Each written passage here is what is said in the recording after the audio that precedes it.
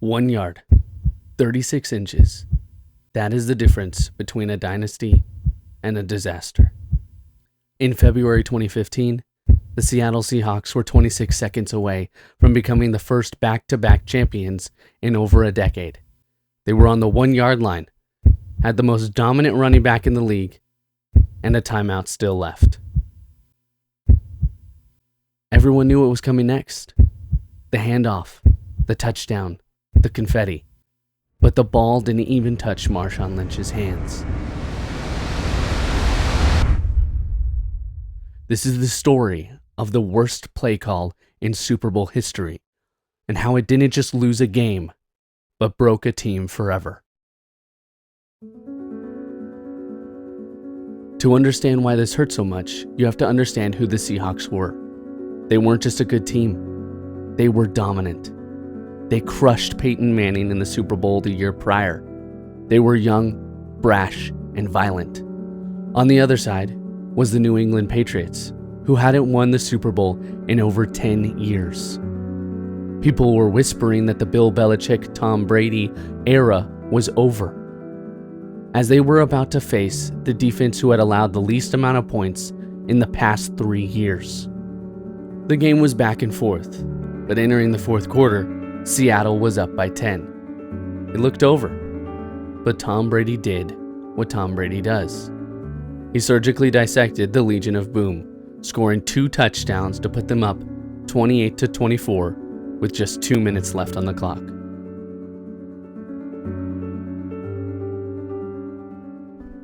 The ball was in Russell Wilson's hands. One drive to save the season. As he marched them down the field, the supernatural happened. With just 1:06 left on the clock, Wilson threw a deep ball to Jermaine Kearse on the sideline. The ball was tipped, bobbled, and somehow, while lying on his back, Kearse caught it. The ball is on the 5 yard line. The clock is ticking. 50 seconds, 45 seconds. Marshawn Lynch punches it to the 1 yard line. Now, with 26 seconds left, second and goal, 114 million people are screaming at their TVs, "Give the ball to Marshawn Lynch."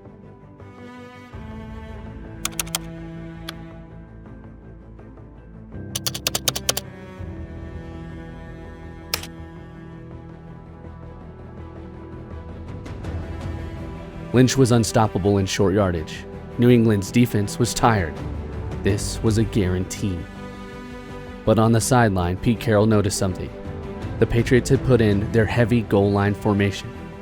So he thought to himself, I'll throw a quick slant pass, and if it fails, we still have a 3rd and 4th down with time left to run it in. Russell Wilson lines up in shotgun, but lo and behold, Malcolm Butler, an undrafted rookie who was working at Popeyes a couple years earlier, notices the formation.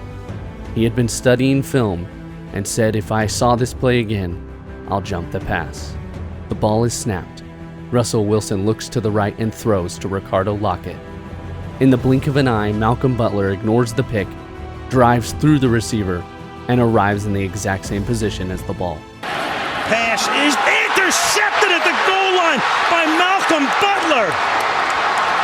Unreal. The stadium goes silent. Tom Brady jumps up and down on the sideline, while Richard Sherman's face twists into the most recognizable meme in sports history. It wasn't just an interception, it was a robbery. Seattle had the ring on their finger, and Malcolm Butler ripped it off. The Seahawks didn't just lose a game that night, they lost their trust. In the locker room, the defense turned on the offense.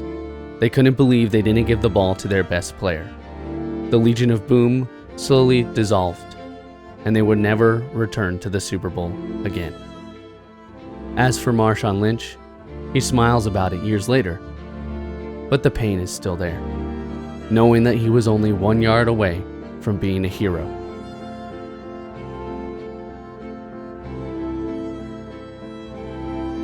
If they had ran it instead of passed it, Seattle might have had a dynasty. Instead, Tom Brady and Bill Belichick added one more Super Bowl ring to their fingers, further cementing them as the GOATs. all because of 1 yard.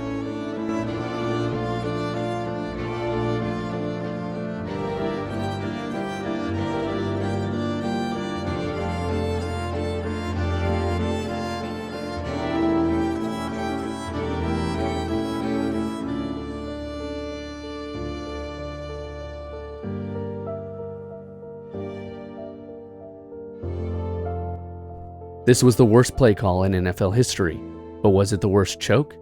See my upcoming video about the team that blew a 28-3 lead to the exact same quarterback.